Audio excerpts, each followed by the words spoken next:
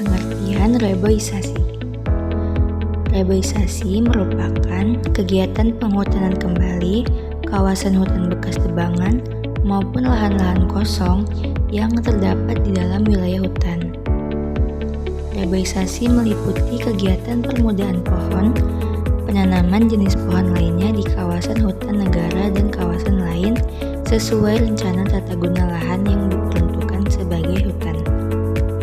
Oleh karena itu, bangunlah hutan baru pada area bekas tebang habis, bekas tebang pilih, atau pada lahan kosong lain yang terdapat di dalam kawasan hutan termasuk reboisasi.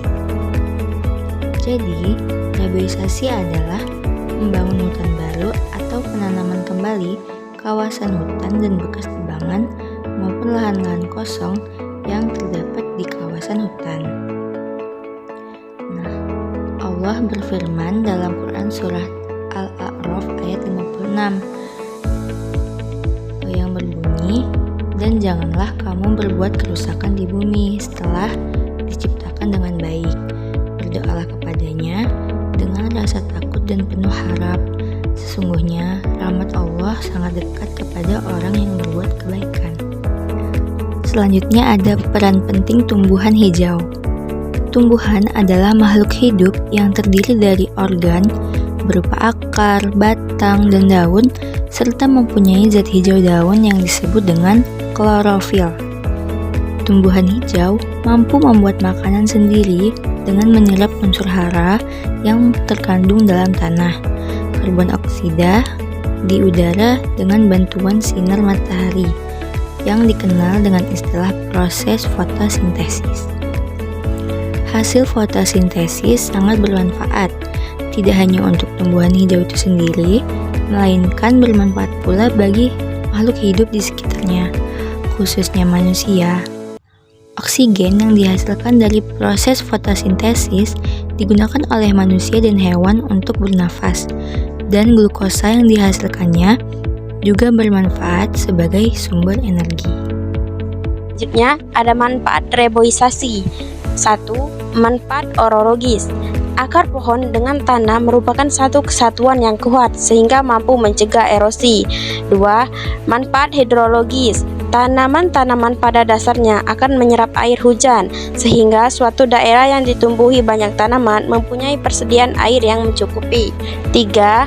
Manfaat klimatologis. Dengan banyaknya pohon akan menurunkan suhu setempat, sehingga udara di sekitarnya menjadi sejuk, segar, dan nyaman. 4. Manfaat edapis. Ini adalah manfaat dalam kaitan dengan tempat hidup binatang. Di lingkungan yang penuh dengan pohon-pohon, secara alami satwa dapat hidup dengan tenang karena lingkungannya demikian memang sangat mendukung. 5. Manfaat ekologis. Lingkungan yang baik adalah yang seimbang antara struktur buatan manusia dan struktur alam, kelompok pohon atau tanaman. Langkah-langkah reboisasi. A. Upaya penghijauan dapat dimulai dari lingkungan sekitar kita, seperti halaman rumah. Kita dapat memanfaatkan lahan yang ada untuk ditanami dengan tumbuhan hijau, misalnya tanaman hias, tanaman obat, dan tanaman berkulit keras. Lahan di sekitar tempat tinggal kita, seperti kompleks perumahan, juga dapat kita manfaatkan untuk penghijauan dengan menanam tanaman yang serupa. B. Penanaman tumbuhan hijau yang bermanfaat di halaman rumah dapat kita kembangkan menjadi kebun mini yang terdiri dari tanaman sayur dan buah, warung hidup, serta tanaman obat, apotek hidup.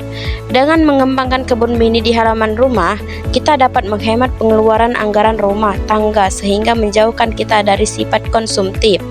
C. Teknik penanaman hidroponik dapat menjadi solusi penghijauan selanjutnya apabila lahan yang kita punya tidak cukup memadai untuk ditanami tumbuhan hijau. D. Penghijauan di lingkungan sekolah juga sangat dibutuhkan. Kondisi upaya yang sejuk, nyaman, dan segar di lingkungan sekolah dapat mengoptimalkan proses belajar mengajar siswa. Penerapan penghijauan lingkungan sekitar harus diterapkan pada siswa sejak dini demi terwujud generasi yang peduli terhadap lingkungan.